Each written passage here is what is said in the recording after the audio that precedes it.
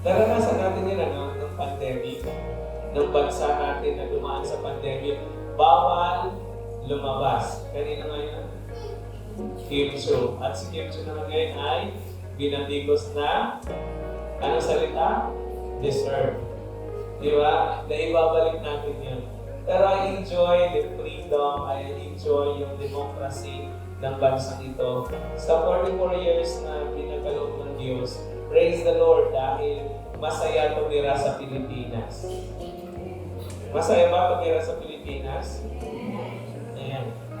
Dahil masaya ang bansang Pilipinas, ngayon din, nalulungkot din tayo sa balita ng Pilipinas. Tama? Nalungkot ba kayo? O nonchalant lang? Alam niyo mga nonchalant, walang pakialam. No? Mga nonchalant ba? Ang mga kabataan noong panahon ni Ping, sino ba si Ping? Lene Robredo, ay napaka-active nila. So ngayong araw, ay ngayong linggong ito, let's try to reflect or let's try to study the faith o yung pananampalataya at lipunan. Ang tanong, pwede ba pag-aralan sa buhay Kristiyano ang lipunan at ang pananampalataya? There are a lot of authors, maraming authors na nag-aaral patungkol sa faith and society. Maraming books yan, maraming perspective. Ngayon, na-intriga din ako na pag-aralan siya dahil ang Diyos naman po talaga natin laging nakatuon sa lipunan. Looking out in the book of Genesis, babalikan mo yung history, talagang pinag-aaralan at ang Diyos ay interesado sa lipunan. Okay? Tandaan niyo yan.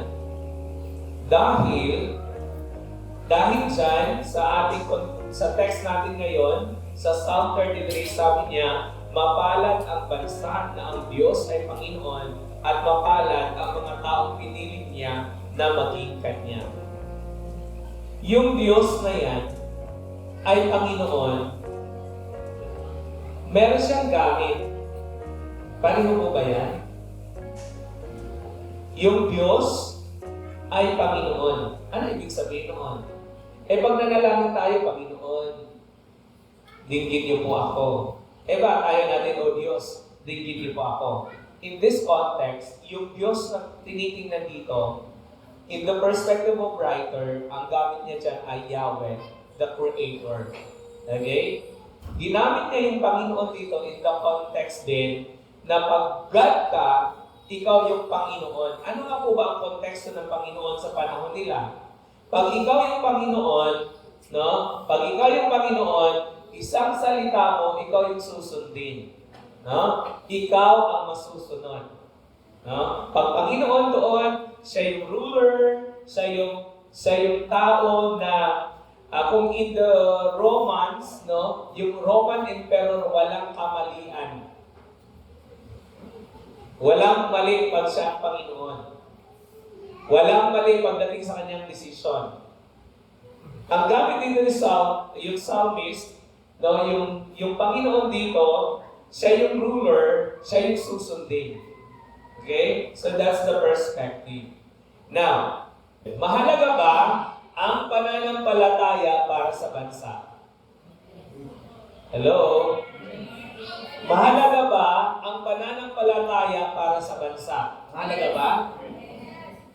Salamat naman. Para isa lang patutunguhan natin. Baka kasi ako sa akin mahalaga, sa inyo hindi. Isa pang tanong, ang bansa ba ay nangangailangan ng mananampalataya o pananampalataya? Nangangailangan? Nangangailangan? Amen.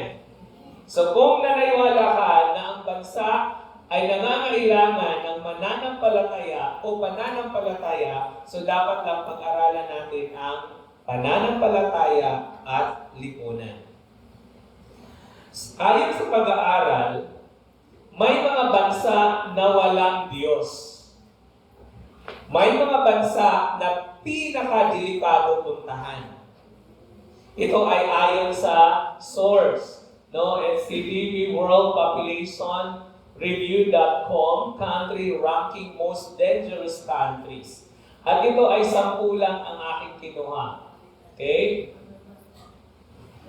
Yung 10, yan ang Global Peace Index.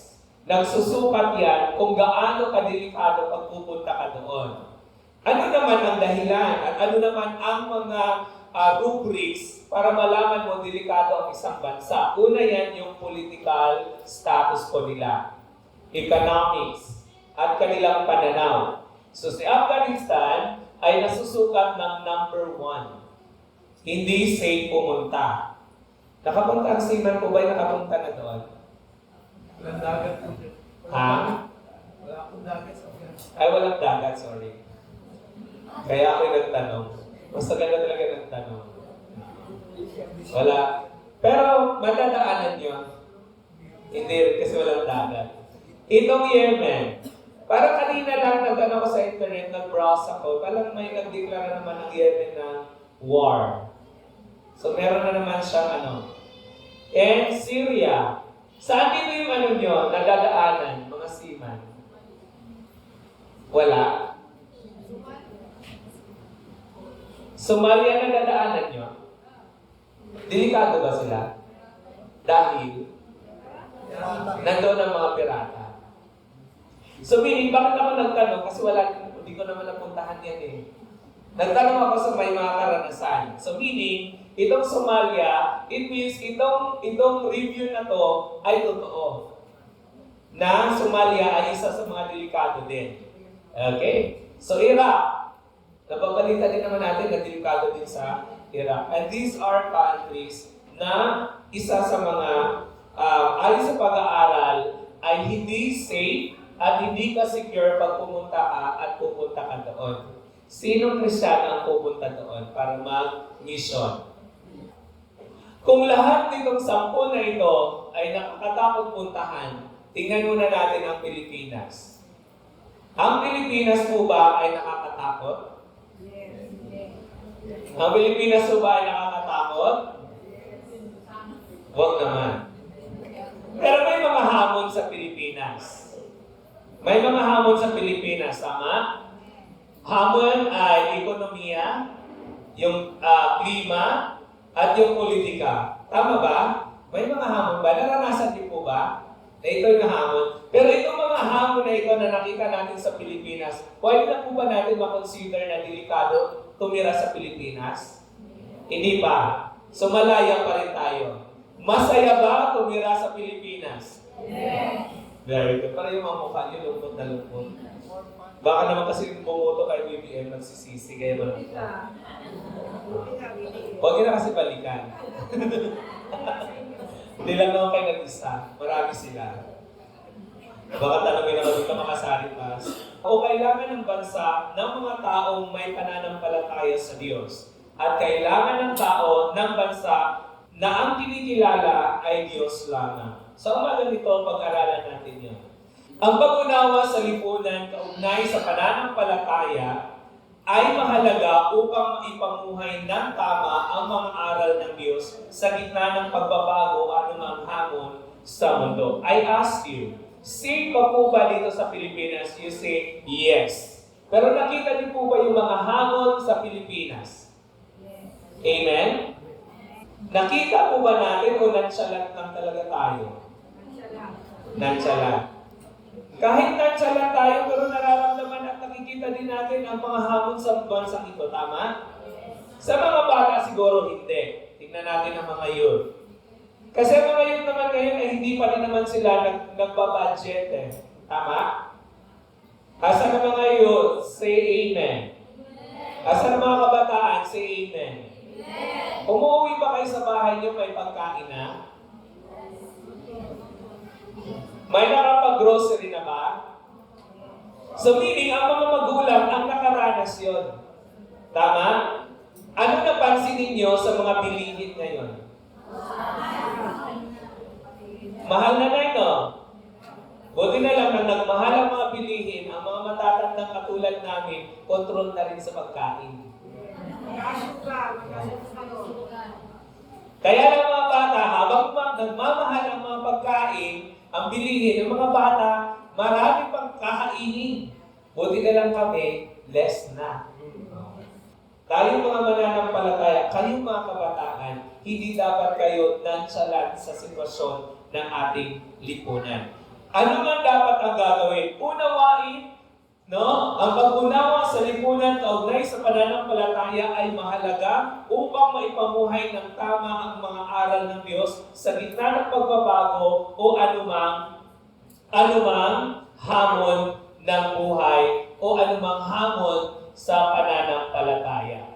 Now, let's study the faith and society. Number 1 doon sa ating text ay sinabi niya, okay, ang pananampalataya ay nagtuturo ng tamang asal, pagmamalasakit at katarungan na nag-aambag sa isang mapayapa at maunlad na lipunan. Nagbibigay ito ng pag-asa at direksyon sa gitna ng mga hamon ng buhay.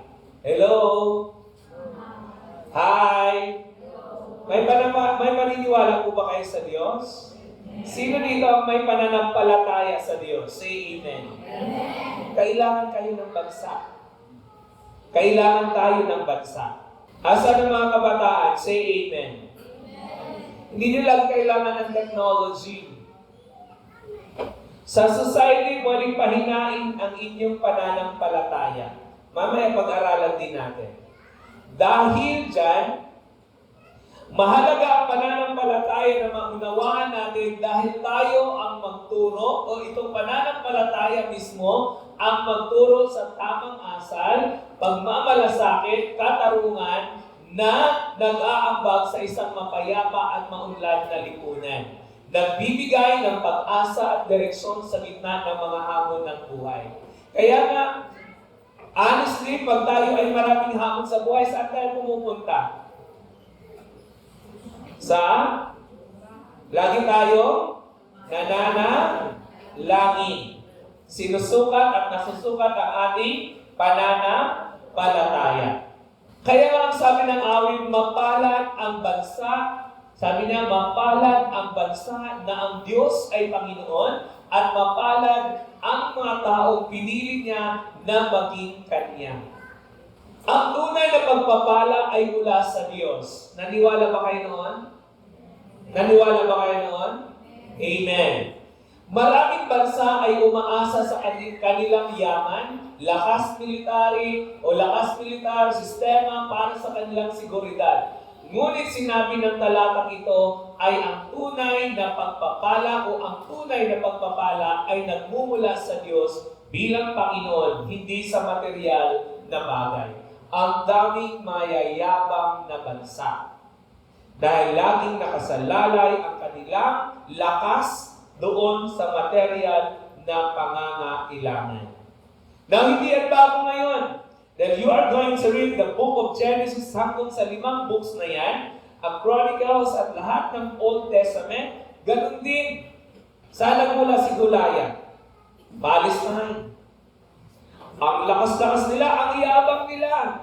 Dudurugin nila si David at yung tribe nila ni David. Bakit? Meron sila inaasahang Goliath. Meron silang inasahang mga baril. Meron silang inasahan na mga sandata. At maliban sa sandata, may malakas silang warrior. Saan nakasalalay ang kanilang lakas, ang kanilang pag-asa doon sa kanilang warrior. Pero hindi nila alam na si David, kahit maliit, ang kanilang inaasahan ay ang Diyos. That was a demonstration. That was a demonstration na ang pag-asa ng mga Palestinong ito ay nakasalalay doon sa kung anong meron sila, lakas at material gamit sa pakikipagdigmaan. Hindi nila naaalala o hindi at nakalimutan nila na ang kanilang kinakalaban, ang depensa nila ay ang Diyos o ang tunay na Diyos. Kung ang sentro ng isang bayan ay ang Diyos, tiyak na mayroon itong direksyon at gabay sa tamang pamumuhay. Hindi ko rin naman sinasabi na sa simbahan, pag merong mga transgender o ibang paniniwala, ay maging kayong mapanghusga. No, it's not. As believer of Jesus Christ, as Christian, Dapat tayo din mismo ang nagturo at nagbigay ng direksyon kung ano yung iyong paniniwala at yung tama mong paniniwala. At ako naman ay naniwala na hindi naman si Kristo nagturo ng mali. At hindi rin siya divisive. Tama? In here, sabi nga kung ang sentro ng isang bayan ay ang Diyos, tiyak na mayroon itong direksyon at gabay sa tamang pamumuhay. Ano nga po ba ang tamang pamumuhay? Kawikaan chapter 10:22, sabi niya, ang pagpapala ng Panginoon ay nagpapayaman at hindi niya ito dinadagdagan ng anumang kalungkutan. Hello? Ang pagpapala ng Panginoon ay nagpapayaman at hindi niya ito dinadagdagan ng anumang kalungkutan. Baka naman kasi ang iba nakatuon lamang sa material na yaman. Marami talaga mayayaman, pero hindi talaga masaya. Pero kung ang yaman mo, ang yaman mo ay nagmula sa Diyos, ang pagpapala mo ay nagmula sa Diyos, tandaan mo, yung kasiyahan na yan, yung kagalakan na yan, ay mai-enjoy mo habang meron kang kayamanan. Dahil ang pagpapala na yan ay nagmumula sa Diyos. Amen? Sa bagay, napakahirap din baguhin ang perspective ng tao. Na alam lang nila na ang kayamanan ay laging nakatuon-tuon sa mga material o lagi lang sa material na bahagi. Letter B. Matibay ang pundasyon tungkol sa moralidad, katarungan at pagmamalasakit sa kapwa, ang bansa ang pinili ang Diyos na Panginoon.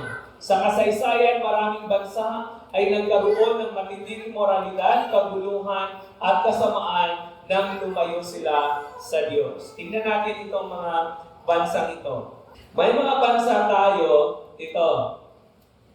Ito yung mga bansa na maraming walang Diyos.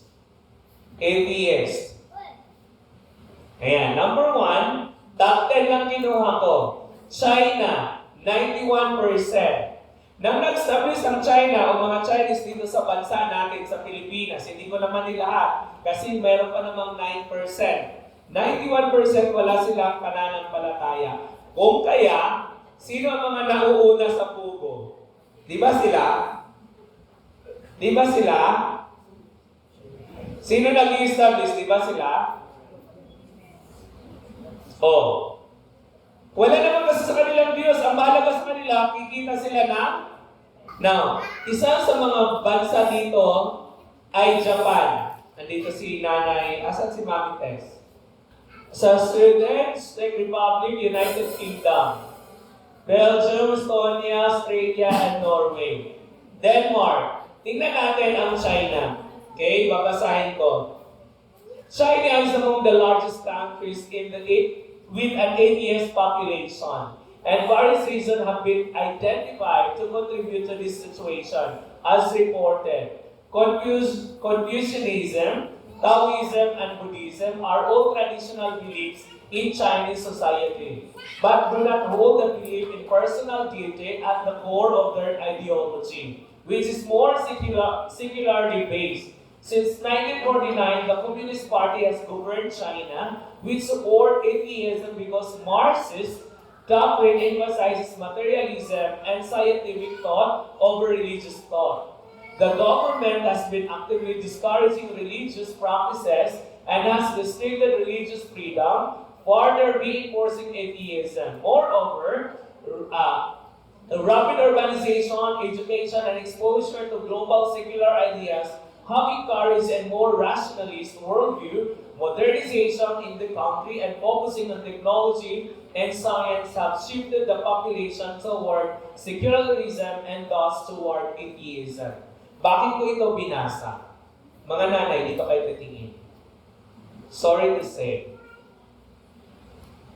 pag ang inyong mga anak hindi niyo makokontrol, kahit kayo ay nananalangin, sila din, darating ang panahon na mas naniniwala sila sa technology kaysa pananampalataya na meron tayo.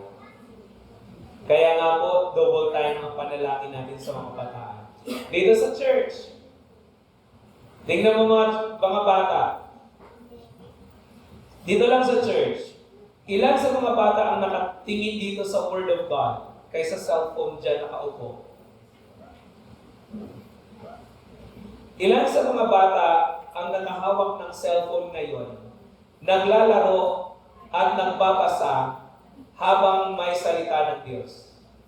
Let's count. Bakit ko binasa yan? Diyan nagsimula. Sunod na bansa, United Kingdom. Ito, tingnan natin, mayaman to. Atheism has steadily increased in the United Kingdom, especially in recent decades, and influenced by cultural, social, and historical factors. Historically, Christianity played a central role in British life. Ang history nila, Kristyanismo talaga noon. Pero ngayon lang, sabi nila, but in recent years, secularism has grown significantly, especially among the younger generations. The country's increasing trend toward atheism can be attributed to higher levels of education, fostering critical thinking, and exposing people to diverse worldviews. Kami sa DepEd, kaya ako umiinit sa DepEd. Hindi naman ako makapagkontra dahil ako ay sinasahudan sa DepEd. Kailangan yung bata, i-develop mo yung critical thinking niya. Pag na-develop yung critical thinking ng bata at aatakihin ng bata yung guro, ayan, pinapailan ang kaso sa guidance. Di ba? Galing. Di-develop mo yung critical thinking ng bata, pag ang bata ay may rason at may rason siya na makita niya, na pulaan niya yung guro, pinapag-guidance ng guro. You look at this. Di-develop yung critical thinking, tapos si bata sabi niya, meron akong doon, si mama, mali-mali na rin yung sinasabi niya. That's not the view, sabi nitong bata. Narinig ng guro. Di pinag-guidance. Ay, hindi yun naman talagang education. Trends of education to develop the critical thinking. Ito ang nakalimutan. Hindi nila na i-develop yung kanilang values. Kaya, sa mundo, posible, maraming matatalino, kulang ang pagiging mabuting tao. Ayan, ito nangyari sa kanila. Yan. Sabi niya, people here, the United Kingdom has also been known to be a bastion of religious tolerance and freedom. People here can freely practice or not practice religion without any fear of persecution. Moreover, the decline of organized religion in the working and middle classes and the rise of scientific knowledge and rationalist philosophies are contributing factors for the growth of atheism. A large percentage of Britons now identify as non-religious or atheists. Tingnan niyo po yun. Scientific knowledge and rationalist philosophies. Itinuturo na rin yan sa college. Next na bansa, Australia. Maraming gustong pumunta sa Australia. Itong Australia, tingnan natin, has experienced significant rise in atheism and secularism in the recent decades. Christianity has been the country's leading religion for the most of its history. But recent times have shown the significant departure from religious affiliations. Naranasan na rin ito nila. Declines in church attendance, declines in church attendance and the increasing number of people who identify as non-religious are especially characteristic in urban settings. Secular values have come to dominate society today, and it's not unusual for people in Australia to call themselves atheists or non-religious. Kaya ako'y nagtataka, mga Koreano, mga Singapore, dito magmi-mission sa atin. Ang atheist pala, wala sa atin. Marami sa atin gulto. Nakakalungkot dahil maraming mayayamang bansa ang wala ng Diyos. Bakit ko present ang data na ito? To remind us, Emmanuel Christian Church, kahit gaano lang tayo kaliit na simbahan, kahit gaano lang tayo at hindi tayo kilala, this will be the time for us to hold on na pag ang bansa, ang Diyos, ang ginagawa nating Panginoon, the promise will be done dito sa atin at mangyari yun. Ang katuwiran, sabi nga niya, kung ang isang bansa ay sumusuway sa Diyos, tiyak ito'y babagsak. Ngunit kung ang mga tao ay sumusunod sa Kanya, sila'y magtatagumpay. Kawikaan 14:34. Ako naniniwala na mga bansang ito, mga mayayaman at mga abusadong bansa, pag manatili silang magtitigas ang ulo, ngayon, nag-enjoy man sila, pero din sila panahon. Nangyayari na yun sa Bible. Nangyayari na rin naman yun sa Bible. At mangyayari yan. 1.3. Ang pagpapala ng Diyos sa isang bansa ay hindi nakatuon lamang sa mga pinuno, kundi sa lahat ng mamamayan na may pananampalataya. Hello? Hi? Huwag niyong ituro sa mga leaders. Lahat. Kaya masyado tayo nakaturo. Bumbong naman kasi baka. O ano sinasabi. Baka, adik, mga ganito. Hello? Sino pumoto noon? O taas kamay, nagtaas ang kamay. O huwag ka nagkala kasi baka nasisihin kayo mamaya ng mga ano. O nakapahalata. Kasi meron dyan mga, kayo kasi bumuputo doon. Kahit sino-sino naman yung bumuto, meron naman talaga nakikita. O, bibigyan ka na magaling, bibigyan ka na di magaling, magaling na leader, meron talaga nakikita. Ang bilis natin magturo, pero hindi natin naalala na in the Bible, laging sinasabi na ang pagpapala ng Diyos ay sa isang bansa ay hindi nakatuon sa leader, sa pinuno, kundi sa mga mamamayan na may pananampalataya. Paano kayo makakontribute ngayon doon sa isang leader? Mag-e-election na. Wala kayong marinig sa akin kung sino ang iboboto nyo. But because of your faith, because of our pananampalataya, alam dapat natin kung sino ang ating iboboto. Amen? You pray for them. Ipanalangin natin. Ang bilis-bilis natin mag-criticize ng taong yun, pero hindi natin na ipapanalangin sila. Let's pray. Kailan ang butuhan? May 12, tama? You have an opportunity and you have a lot of time to pray for them. And that's how we should express our faith na bibigyan tayo ng Panginoon ng leader na hinahanap ng bansang ito to save this Philippines or para iligtas ang Pilipinas or ibangon uli ang Pilipinas. Amen? Di ko sinasabing bumagsak na tayo, di ko sinasabing pangit na yung Pilipinas. Sinasabi ko, sa pananampalataya natin, bibigyan tayo ng Diyos ng mabuting leaders. Okay? Bilang mga pananampalataya, saan ang pananampalataya? Say amen. Saan ang mga pananampalataya? Tungkulin natin ipanalangin ang ating bansa, sumunod at maging mabuting halimbawa sa iba. Ang bilis-bilis natin makapanghusga sa iba, pero yung pagsunod, hindi natin masunod. Hello?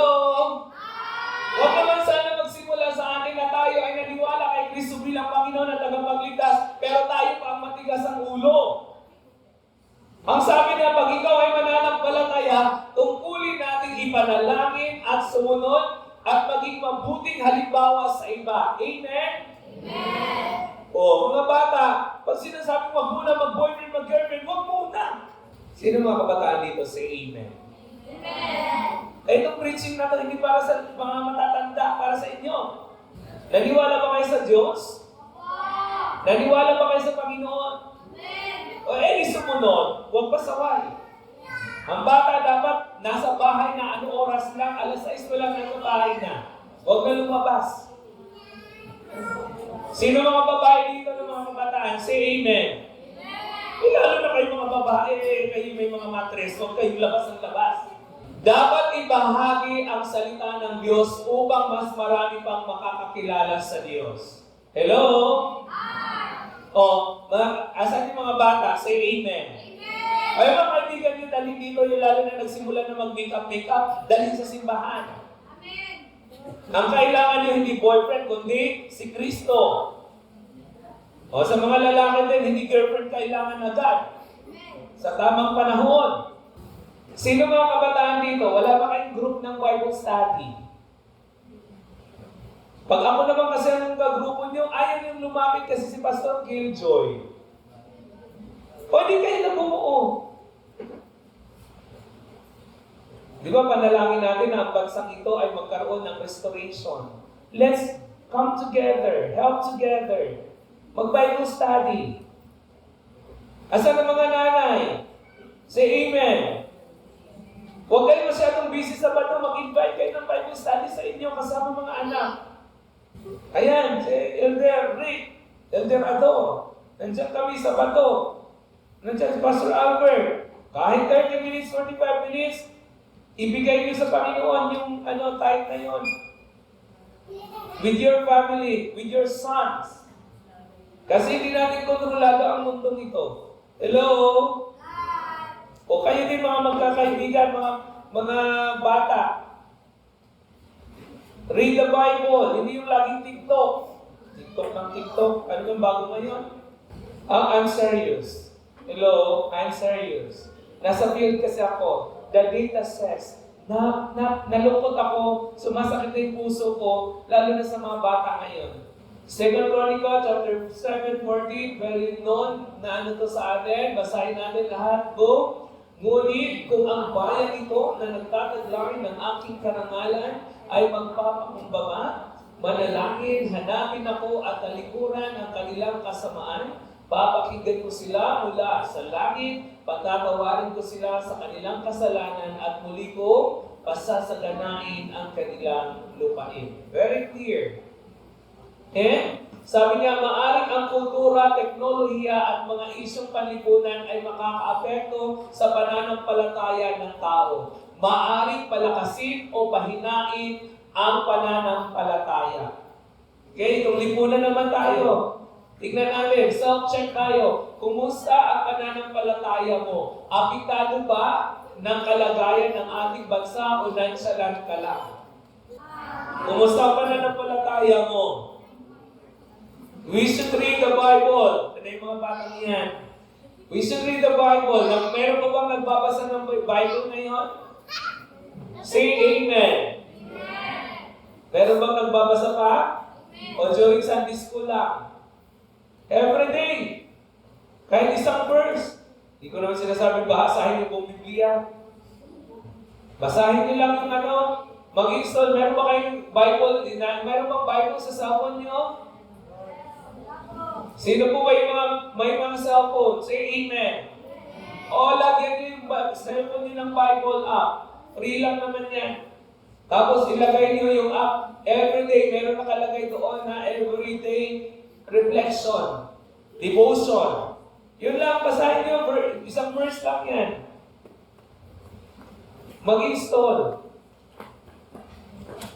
Next. Ano sabi ng Matthew chapter 28 verse 20? Pakibasa, ready, go? Ituro mo sa kanila na sundin ang lahat ng aking inuutos sa inyo. Sabi ng mga Sunday school teacher, say amen. Ituro. Paano din magtuturo sa Sunday school teacher? Wala din naman devotion time sa sarili. Pag devotion teacher ka, Sunday school teacher, devote yourself. If you are a teacher, you devote yourself to make a lesson plan. And if you are a Sunday school teacher, you devote yourself in making and studying the Word of God for you to share to others. Ikaw yung napanghihinaan. Pag tatakot-takot dito bata, takot-takot, pasaway na bata, napanghinaan ka, bakit you are not founded by the Word of the Lord? Ituro. Pero kung ayaw niyo maging katulad ko, huwag niyo gayahin. Ang sinasabi ko lang ituro. Anong gusto ng Diyos?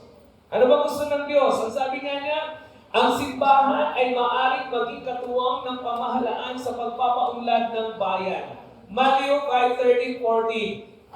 Kayo ang asin ng lupa. Ngunit kapag ang asin ay nawala ng ala, paano pa ito muling aala? Wala itong kabuluhan, kundi itapon na lamang at yurakan ng mga tao. 14, pakibasa. Kayo ang ilaw ng sanlibutan. Ang isang lungsod na nakatayo sa ibabaw ng isang burol ay hindi may tatago. Hello, Christian.